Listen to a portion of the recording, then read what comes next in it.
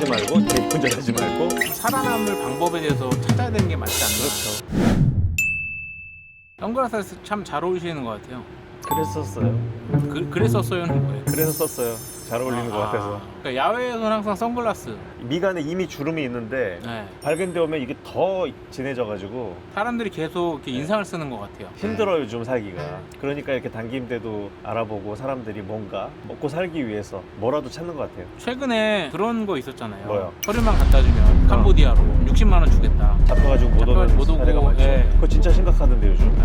범죄 도시가 존재하고 인신매매와 감금, 고문까지 일어난다. 또 한편으로는 또 그런 마음도 들어요. 덜 일하고 많은 금액을 받고 싶어 하는 부분. 누구나 그렇죠. 그게 현실적으로는 그러니까요. 어렵단 말이에요. 그분들이 미리 단기 임대를 알았으면 좀 달라졌을까요? 단기임대 알았으면 했겠지? 저는 확신해요. 정말 괜찮은 사업이에요. 단기 임대 요즘 시장은 어떤가요? 제가 단기임대 지금 시장에 2년 반 이상 들어와 있는데 지금은 사람들이 많이 알긴 하는데 내가 아직도 얘기를 해보면 모르는 사람들 진짜 많아요. 33M2라는 단어가 굉장히 생소한 단어이기 때문에 그러니까요. 뜻을 알면 10평이란 뜻인데 이거를 잘 모른단 말이에요. 처음에. 첫 만남은 계획대로 되지 않아처럼 첫 임대는 계획대로 되지 않아. 첫 임대 저한테 맡기면 계획대로 됩니다. 오늘 얘기하고자 하는 주제 중에 하나는 네. 정부가 바뀌면서 저희가 네. 지난번에 네. 여름에 규제를 하나 얘기를 했었는데 더 심한 규제를 지금 그렇게 안 한다면서 시장을 더 얼어붙게 하는 정책들이 나오고 있네요. 그 정당의 색깔을 떠나서 다 같이 좀 잘 살아야 되는 게 맞는 건데 규제를 통해서 뭔가 한다는 걸 안 하기로 했었는데 결국에는 이제 규제가 나오기 시작했어요. 토지거래 허가, 허호제를 시작을 했는데 사려는 사람도 힘들고 팔려는 사람도 팔 수 없는 매물이 아예 묶이는 시장이 돼버렸어요. 선생님은 중간에 물려 있잖아요. 나 많이 물려있지. 죽을 것 지금 같은데. 팔지를 못하는 네, 부분들. 팔 수가 없어요. 사고 싶은 사람도 대출이 안 나와서 못 사고 팔고 싶어도 사려는 사람이 대출을 못 받으니까 팔 수가 없는 상황이에요. 원래는 제가 알기로는 네. 조정 대상 지역이라고 하는 게 마용성이었고 네. 마용성 중에서도 그나마 마용성보다 이제 강남구 쪽에 3구가 네. 제일 많았다고 얘기 그렇죠. 들었어요. 근데 이제 라인 자체가 가까운 과천이라든지 네, 수도권 쪽으로까지 네, 넘어갔죠. 라인 조정 대상 지역이 규제를 하고 나서 부동산으로 돈을 벌 수 있을까요, 없을까요? 지금 당장은 사고 팔고가 어렵기 때문에 어렵지 않을까 싶어요. 근데 이제 이게 부동산의 가격을 올리는 요인은 되지 않을까. 수요를 묶어가지고 가격을 잡을 수 있는 적은 한 번도 없었어요. 물론 이제 오르는 데만 오르고 지방은 계속 떨어지고 있어요. 그러니까 오르는 데들, 사람들이 원하는 지역들은 계속 오르지 않을까 싶습니다. 이 사람들의 욕망이나 사람들이 원하는 것은 부동산으로 돈을 벌기 예전에 쉬웠고 지금도 그렇고 그러다 보니까 아직도 부동산을 놓지 못하고 있는 상황이에요. 근데 이렇게 규제로서 막아 놓다 보면 언젠가 이게 폭발을 할 거 아니에요? 그러면 이제 부동산이 상승하면은 그때 가서는 또 돈 버는 사람들이 또 나오겠죠. 어떤 정책이 또 될지 모르겠으나. 매매가 막힌 거잖아요. 그렇게 되니까 당연히 전세도 막게 되는 거잖아요. 네. 그럼 그 다음에 선택지를 뭐가 있을지. 결국 이제 월세도 오르게 되겠죠. 그러면 이제 없는 사람들은 더 힘들어지는 상황이 생긴 거예요. 그럼 단기임대 시장으로 보자면 월세가 오르면 단기임대를 하는 사람들이 자가를 가지고 하는 사람들도 있겠지만 대부분 임대를 얻어서 전대차를 받아가지고 단기임대를 놓잖아요. 임대비가 올라가면 단기임대 수익률이 떨어질 수밖에 없잖아요. 왜냐하면 임대가를 낮게 해야 수익을 높게 가져갈 수 있는데 그러니까 자가를 가진 사람들이랑 경쟁이 하다 보면은 금액을 우리는 높이 받을 수밖에 없으니까 경쟁력이 떨어지겠죠. 그렇게 되면 금액을 낮추든지 공실이 생기든지 이 두 가지 리스크가 생길 수밖에 없죠. 전체적으로 임대료 상승은 단기 임대 시장에서도 악영향을 끼칠 수 있다. 돈이 안 되는 사람들은 이 시장을 떠날 거예요. 매물이 굉장히 많이 늘었는데 이 매물들은 아마 시장의 수요와 공급에 따라서 자연스럽게 이제 에어비앤비에서 넘어온 시장들도 약간 이제 거품이 꺼지지 않을까 저는 조심스럽게 예상해 봅니다. 지금 최근에 굉장히 많이 늘었거든요, 매물들이. 그런데 재밌는 사실은 잘 되는 지역은 항상 공실이 없어요. 꽉 차 있어요. 인기 없는 지역들 있잖아요. 여기는 공실이 되게 많습니다. 제가 누누이 옛날부터 강조하던 건데 제일 중요한 건 지역 선택이다. 이걸 어떤 데이터를 가지고 이걸 선택하느냐가 제일 중요하지 않을까 이렇게 생각합니다. 그러면 결론적으로 네. 조정 대상 지역이 많아지는 거랑 단기 임대랑은 역행한다고 생각했어요.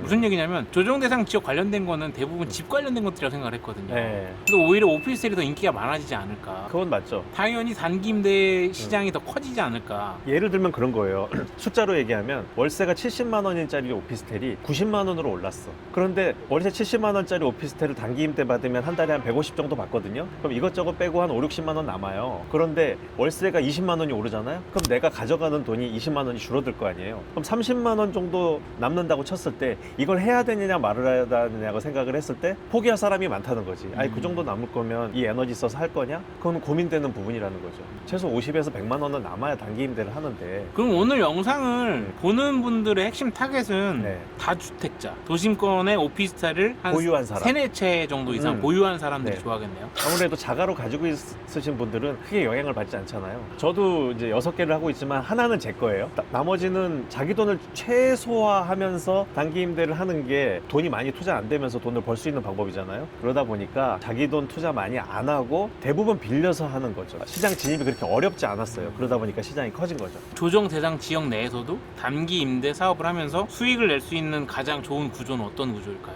그 지역 내에서도 그래도 가장 저렴한 월세를 찾는 게 좋아요. 왜냐하면 단기 임대는 최대 받을 수 있는 금액이 거의 정해져 있어요. 어떤 사업을 해가지고 물량을 많이 늘려서 수익을 극대화할 수 있는 방법이 없단 말이에요. 단기 임대는 처음부터 한계점이 정해져 있어요. 최대 월세. 그 이상은 받을 수가 없잖아요. 그러려면 비용을 제일 줄여야 되겠죠. 발품을 팔아서 가장 저렴한 월세를 찾고, 그런데 이제 생각할 수 있잖아요. 저렴한 월세는 집이 너무 후지지 않았을까? 그런 고민을 할 거 아니에요. 단기 임대는 집이 조금 후져도 됩니다. 왜냐하면 평생 살 게 아니기 때문에 뭐 일주일에서 한 달 정도 살 거면 집이 조금 떨어져도 가성비가 좋으면 하기 때문에 월세가 저렴한, 투자비가 가장 저렴한 걸 고르시는 게 여기서 그나마 성공 요인이 될 것 같습니다. 이번에 정부의 부동산 정책 방향이 투기 억제잖아요. 단기 임대를 투기로 봐야 되나요? 단기는 투기가 아니죠. 먹고 살려고 하는 부업이죠. 갭 차이를 네. 딱 해서 네. 수익을 보려고 하는 거잖아요. 전세를 그렇죠. 놓는 것도 그렇고. 어. 그거를 억제한다라고 하는 건데 그럼 단기인데도 먹고 살려고 하는 건 똑같은 명목 아니냐 생각이 드는 거죠. 정부가 단기 임대를 목표로 삼은 적은 없긴 적은 하겠- 없죠. 그리고 네. 그거를 의도하지도 않았을 것이고, 그런데 전체적으로 이제 부동산 시장이 얼어붙다 보니까 여파가 오는 거라고 생각을 해요. 이렇게 조정 대상 지역도 많이 만들어지고 부동산 규제도 많아지는데 그래도 단기 임대가 그래도 조금 답이 될 수 있다라는 거에 대한 이야기를, 희망을 좀 주실 수 있다면? 단기 임대는 큰 돈 벌 수는 없어요. 단기 임대 저는 최대 장점이 큰 힘 안 들이고 부업으로 한 달에 그래도 한 2개 정도 하면 100만 원 이상 벌 수 있다 생각하는 건데, 최대 단점이 큰 돈이 안 된다예요. 그러니까 이거는 큰 욕심 부리지 말고 자기가 버는 수입에서 일부 보조할 수 있는 요즘 어려운 시기에 그 정도 수단으로서는 최고의 재테크 부업이 아닌가 싶습니다. 로또 1등은 아니더라도 로또 3등은 계속 된다. 3등 얼마예요? 한 300만 원 정도 되는데. 300만 원씩이나? 3등 안 돼. 4등? 일본에 로또 복권에 세금 없대요. 그 얘기가 너무 멋있긴 하더라고요. 왜? 사람의 꿈에는 세금 매기지 않는다. 우리나라는 꿈도 꾸지 마요. 파란색 지역을 비꼬는 것처럼 얘기하는 것 같은데. 아니 원래 그런 건 아니에요. 그거랑 관련이 없어. 그 옛날부터 그랬으니까. 아, 선글라스는 살짝 파란색이고 여기 배지는 빨간색이고 정체가 전체 북에서 왔어요. 제일 좋은 거는 거기에서도 좀 살아남을 방법에 대해서 찾아야 되는 게 맞지 않나. 그렇죠. 뭐라도 이렇게 하면서 어려운 시기를 버텨야 된다고 생각을 해요. 그거에 대해서는 단기 임대는 저는 여전히 되게 좋은 수단이라고 생각을 하고, 에어비앤비가 이제 원룸은 이제 전부 다 이제 폐지가 됐고 단기 임대 시장으로 많이 넘어오기는 했으나, 제가 이렇게 꾸준히 매물들을 분석하고 예약률을 보면 그래도 단기 임대 시장은 꾸준한 수요가 있고 계속 사람들한테 알려지면서 이 시장이 계속 커지고 있어요. 그러니까 지금 괜찮은 지역을 선택해서 들어오셔도 괜찮습니다. 에어비앤비는 유튜브에서 광고에서 봤어요. 단기 임대는 광고에서 전혀 볼 수가 없는데. 단기 임대 33M2 앱에서는 광고를 굉장히 많이 하고 있습니다. 한 번이라도 클릭하신 분은 매일 떠요. 알고리즘이 그런 거죠. 광고도 한번 눌러본 사람이 계속 뜨게 되어 있습니다. 요즘에 되게 무서운 거 아시죠? 남자친구나 여자친구가 서로가 뭘 좋아하는지 딱 보려면 유튜브나 알고리즘 보면 인스타 돋보기 딱 누르면 쫙 나온다고 하더라고요. 네, 적도 누르면 큰일 납니다. 다 단기 임대밖에 안 뜨는 거 아니에요? 아니에요. 다 살색이 많아요. 단기 임대 혹시 힘들어지면 채널의 방향성을 좀 다른 쪽으로 틀어보실 생각도 있으신가요? 데이트 쪽으로? 단기 임대가 일반 장기 임대보다 돈을 많이 버는 이유는 장기 임대 대비 단기로 짧게 빌려주기 때문에 돈을 버는 건데, 단기 임대보다 돈을 더 버는 게 에어비앤비죠. 그거는 단기 임대보다 더 짧은 시간을 빌려주기 때문에 시간당 비용을 많이 받을 수 있는 거예요. 저희 밖에서 촬영하는 게 좀 조회수가 잘 나오는 것 같아요. 답답한 내부보다는 밖에서 촬영하는 게 편하기도 하고. 밤일동인가요? 광명시 밤일마을이라고 합니다. 좀 이름이 좀 이상하네요. 뭐 밤일? 단기 임대와 밤일에 대해서 좀 정리를 좀 해주시면 좋을 것 같은데. 단기 임대는 내가 밤일을 하지 않아도 돈이 들어와요.